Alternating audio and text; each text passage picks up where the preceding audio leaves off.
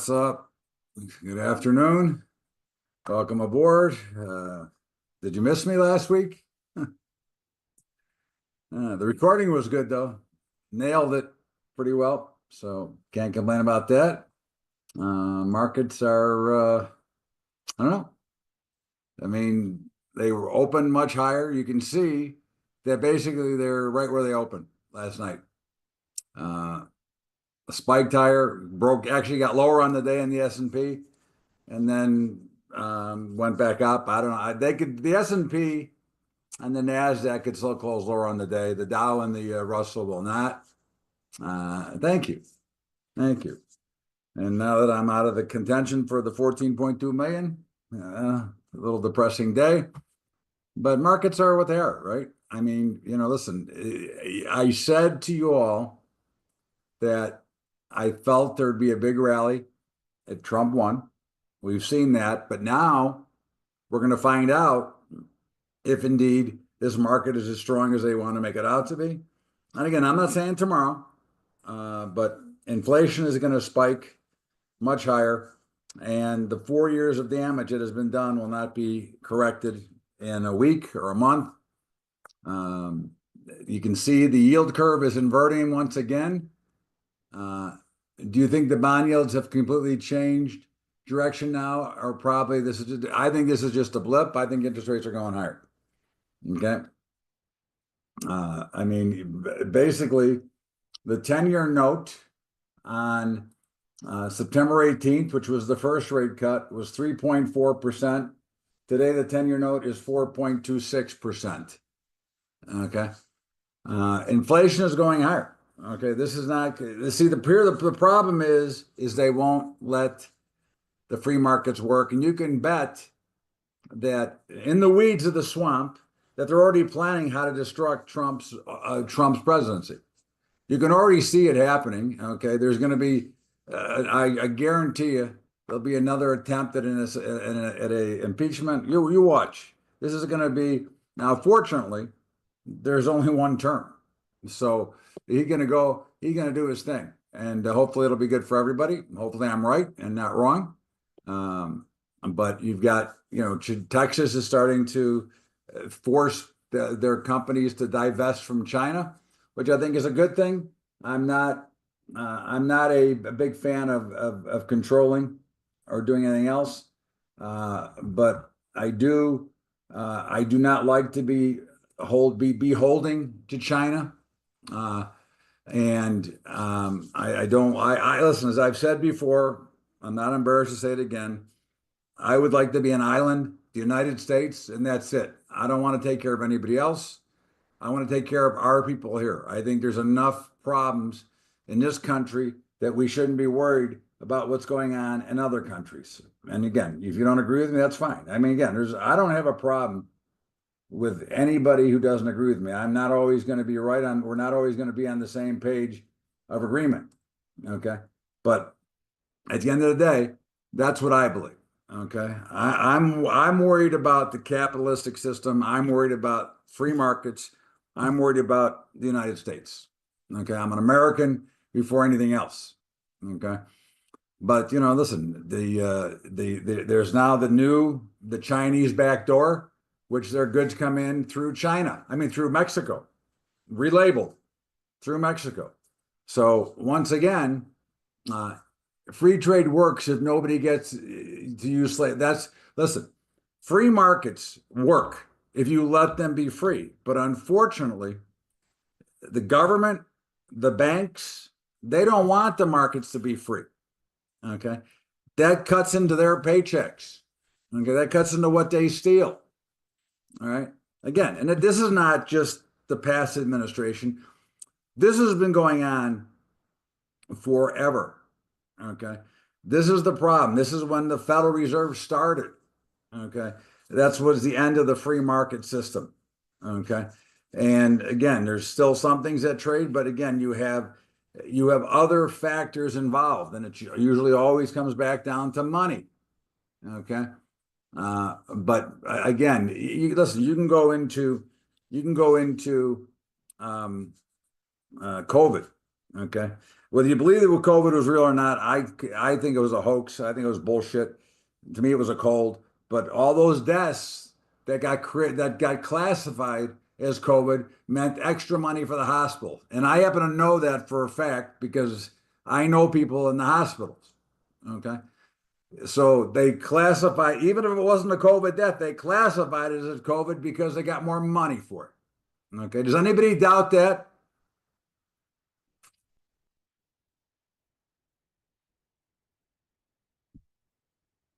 Okay. So at the end of the day, we'll see. Like I said, hopefully he'll do the job I think he's going to do. And hopefully we'll get rid of a lot of the criminals. I mean, listen, you can't do that much in 4 years, but hopefully the cuts that Musk and Ramaswamy are talking about will take place. Hopefully we'll get back on the right track. Okay, that's what I hope. Okay. I mean, listen, at the end of the day, again, I want America to be great. Okay. I want it to be the greatest place. And I know everybody can say it is, but it's not as good as it was when I was growing up. Okay. So, but there's a lot of problems. I mean, money markets are expanding because people are taking their money out and putting it there. Markets are slow. Look at the dull, slow trade once again today. Again, I'm not saying that they're going to break, but to me, we look very top heavy at the moment. We look very bubbling at the moment. And again, I'm not predicting, please don't take this the wrong way. I'm not telling you that there's going to be a collapse tomorrow. There will be a collapse. When? Who knows? Okay. And this is not typically the right time of year for a meltdown because, again, in the fourth quarter is typically a bullish quarter. So we'll see. Again, we're going to play the tape no matter what. Okay, we're gonna buy oversold. We're going to sell overbought. We're going to do the same things we always do. We've done very well, and we're not going to change because again, we can adjust to what the markets are doing. Does that make sense? As long as you're not opinionated and forcing your opinion into a market, you can let the markets trade for you. Okay. And if you're getting high probability, yeah, they're not all going to win. But at the end of the day, if you're trading high probability, you're going to be on the right side. And that's pretty much and pretty simple. Okay. So, anyways, Connie, I know you're ready, but I'll ask anyways. And your new hooped up Subaru. Okay. I like the car. Looks good. Looks cool. All right. Anyways, the dollar, Delta X-ray. Well, a little bit of a sell-off, but again, look at how high it's going up. Okay. It's a turbo, baby. I know. I know you already want to race me. I'll be there. Anyways, look, we all want to talk about commodities, dollar, and everything. And the spike in the dollar, did you notice that gold was going straight up until today? Then the dollar fell down. Okay. Look, there is a direct correlation at some point in time, but it doesn't have to be correlated today. Okay. And again, it goes back to the question I always ask is why do we want a weaker dollar? If there's enough demand for our supply, then they're going to buy it. Okay. And if you want to sell it, then lower your prices because that's really what you're doing. Because right now, your dollar buys more in foreign countries. Okay, that's the difference. So if you want to sell it for a lower price because you only live here, sell it for a lower price. That's all. In the meantime, we would be short this. We don't trade anymore, but it's 106 to 108. 106 to 108. And we would be short because obviously you can see it is very extended. Yeah. The euro currency, which we are long, and we did get a big bounce, which I did mention last week that I thought we'd get a bounce. And I think you'll probably see a bounce back up to probably 108. Okay, that's a big move. That's about 3 cents, which in real money is about $3,750 a contract. Your first resistance is going to be right where it's at now, which is about 105 and a half. But your next, Connie, for today, figure 103 and a half, okay, to 105 and a half.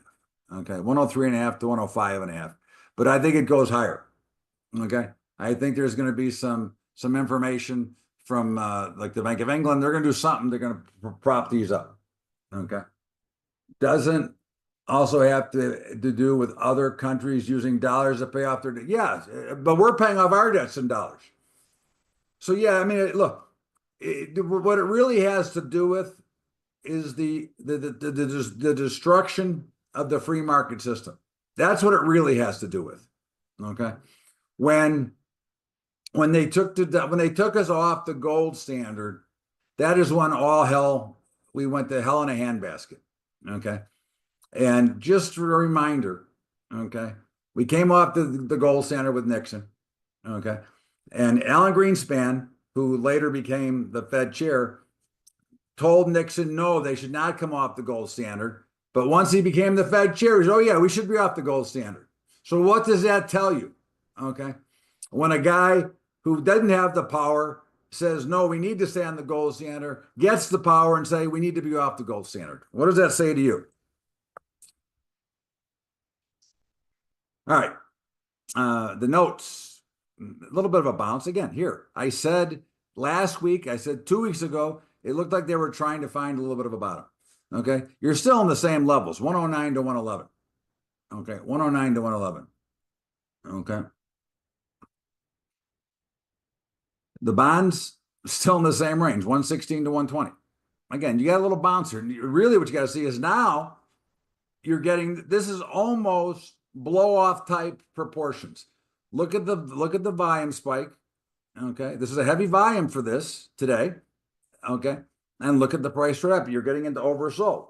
Now we're long this at the moment, but if you're looking for a short-term trade, there may be an opportunity tomorrow to sell. Now I warn everybody, it is Thanksgiving week. It is going to be really, really slow.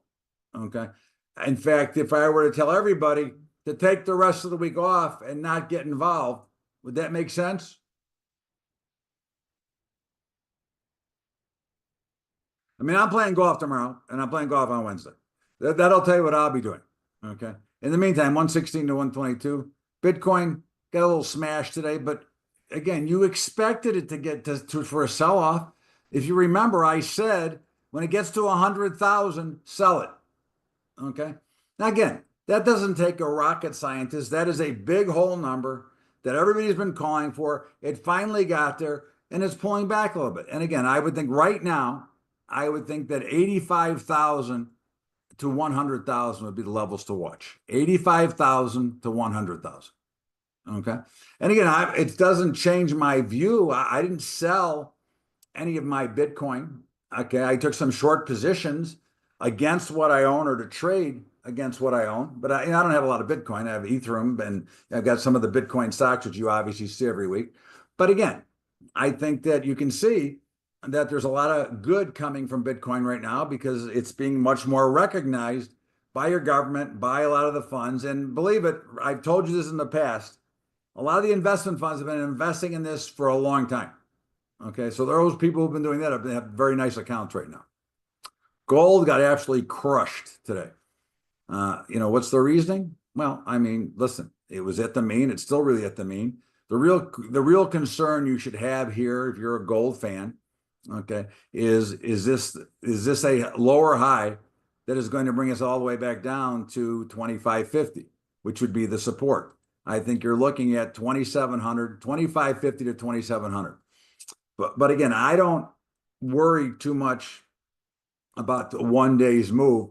Let's see what it looks like tomorrow. And this would almost be, now it doesn't quite qualify, but it would almost be a blow off to the downside in which you may, again, if you're going to trade, certainly you can only sell the bonds short and you can only buy gold right now, the way they're set up. I'm not telling you to do either, but those would be, if I were going to make those trades, those would be what I would be doing right now. But gold is not really that far extended. Okay. Bonds are extended. So again, I would just sit and watch the levels and wait. Okay. Silver got hammered as well, right down to support again, but it's got more room to come. I would suspect that we will be a buyer somewhere around right now, as it sits now, somewhere around 29 prospectively. Okay. Again, I think that 29 is support. I think 32 is resistance. And again, it's really not doing much. It's just chopping back and forth. But certainly if it gets oversold, I would certainly wouldn't mind buying it because I do see another big run coming. And it may not be this week. Again, this is a very challenging week, but there has been some big action on weeks like this. If you recall, back, I don't know, maybe 10 years ago in Dubai, there was a big oil crisis and oil got killed or spiked to the moon and the S&P got wrecked. But again, I don't expect anything. I expect nothing and I won't be involved in much. So there's not much for there to do. Platinum, which you don't trade, got hammered as well. This is down to my target of 940. Which again, I will be looking to potentially buy at 940. It's 940 to 1,000. Really hasn't changed. Copper, which we hold no position in, is just consolidating. Nothing is changing. It's $4 to 420. $4 to 420. The grain markets. Are we in the right month here now? Now I got to make sure I'm in the right month. Let's just put it this way. ZW.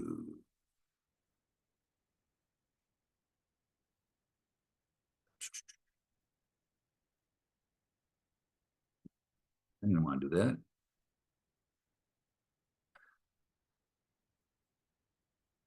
Ding, ding, ding, ding, ding. And March 25. There you go. Okay. So again, you're down towards the bottom.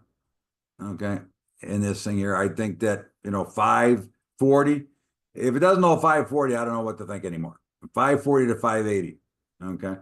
We have no position in it right now. I did buy some today. Okay. Myself, just full disclosure. I'll always tell you what I did. Okay. But I think you're 540 to 580. I think I think we're going to see the inflation trade is what I think. Okay. And the inflation trade is just everything else is inflating. With inflation, I would think that finally they're going to try to force the shorts out here. It may not be today, it may not be tomorrow, but I think that once again, this ain't going out of business. That's the one thing we know for sure. The grain markets aren't going out of business. So I'd be more inclined to want to buy. We are still short corn. But again, because we're short because it's up towards the top end of the level, we're coming back to the mean. I think you're looking at now probably 420 to 440. Very narrow range in corn, very narrow range in wheat as well. But that's because you're not getting much action. So if you're not getting much movement, what's the point? Soybeans, again, very similar to wheat now. They're now reaching towards the bottom. I think you're looking at probably 960 to 1040. Okay. But again, we're having very little action, which makes it more frustrating because, of course, those of you who trade with me in the morning know how frustrating it is when there's no business and there's no action. Okay. We, as traders, we depend on action. Okay. Without it, it makes trading much bigger of a challenge. Does that make sense to everybody?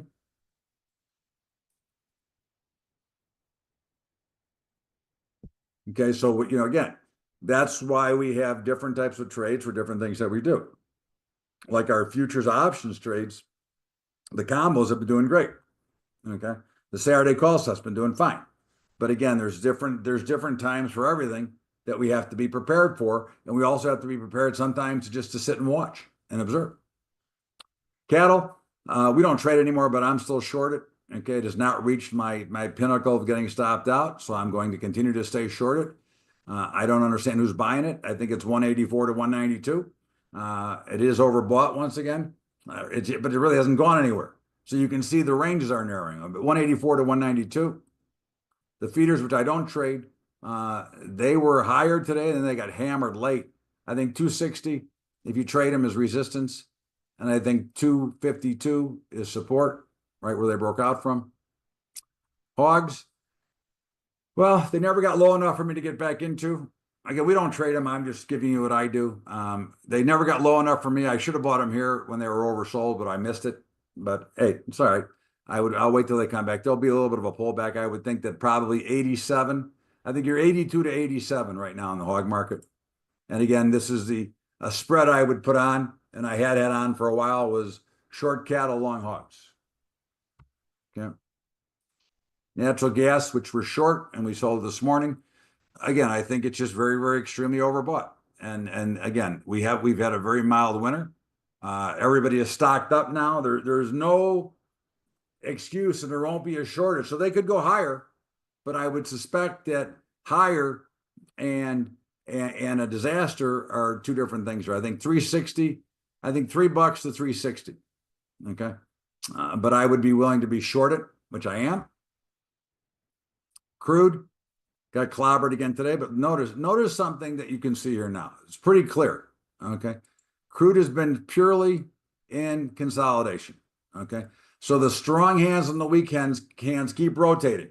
Okay, you've got the buyers that pushed it up, and then the sellers pushed it back down. You had a false breakout. Now we're back down, but basically since September, we've been in pretty much consolidation, 66 to 72. Everybody see that?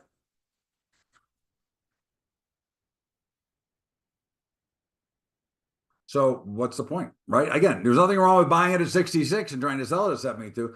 This is a range that is wide enough to try to trade it. Okay. But you also want to tie it into, right now we're right at the mean. So I don't see anything to do here. If we rallied up to 72, I would look to be a seller. If we sold off to 66, I would look to be a buyer.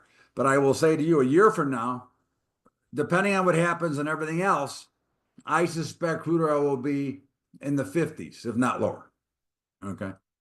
Again, I'm not predicting it. I'm just saying that I suspect that if everything goes the way I think it's going to go, our prices are going to be a lot lower. Okay, which will help with the inflation issue. The softs, nobody wants me to cover the softs, so I'm not going to cover those. And of course, lumber, which I took off.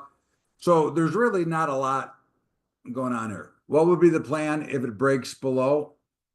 What would I do if it breaks below? If it breaks below 66? Is that kind of your question? Well, that's a great question. For example, here when it broke to the upside, okay, when I thought it was saying consolidation, okay, once I could see that it was most likely breaking out, once it came back to support, I would be a buyer. So if you flip that upside down, if it rallies back into what would be resistance, because right now it's support 66. If it rallies back into 66, I would be a seller first. Does that make sense? Now again, that depends on a lot of factors, right? Are we overbought? Are we oversold? Are we just goofing around? Is there no range anymore? But just at the chart we're looking at, everything being equal, if we sold off below 66, my first thought would be into 66. Okay. You watch lumber? Okay. I don't even remember what the symbol is. It's 586. We can't trade it. I mean, it's not liquid enough to trade. Okay. Don't know if this is a place to ask a little question about the index. Just curious why I can correlate it to S&P. Have you been looking to anything to improve? The performance has been fine. Okay. Again, I can't worry about 1 or 2 weeks. It's up 94% for the year. Okay. I can't do anything about that. Okay. Those are my thoughts, but you can ask me Saturday at the training as well, or send me a question, I'll answer it. But we're up 94% this year. Okay. And we were up over 100% last year.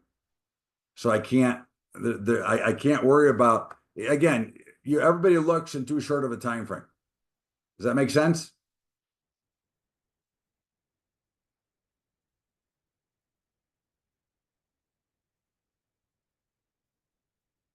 Okay. I'll be happy to go into deeper. This is not the right venue for that, but I'll be happy to delve into it deeper.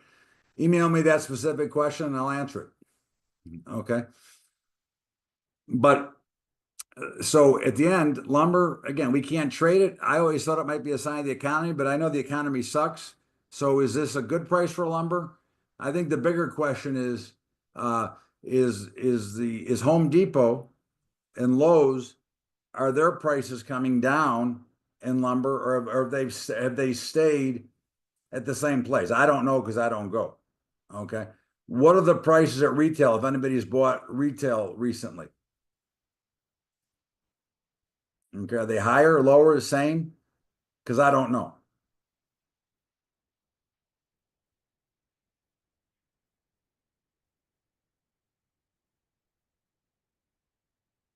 Lumber is still high at Home Depot. So once again, we, the American people, get fucked because they don't come down to their prices. It's kind of like Starbucks coffee. They whine and whine when coffee goes up, and then they raise their prices, but they never come down.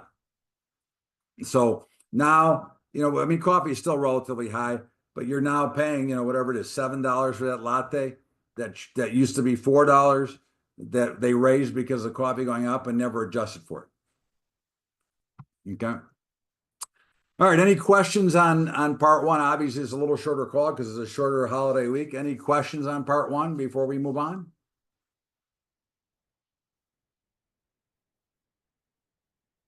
And just a quick note, I mean, on any of the commodities, softs or not, I would be looking to be a buyer at some point.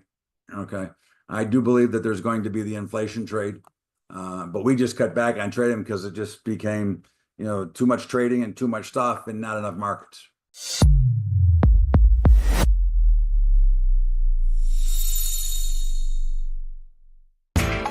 You know how the financial world goes. Here comes the buzzkill. Please make sure to take some time to read this boring disclaimer. We will owe you one.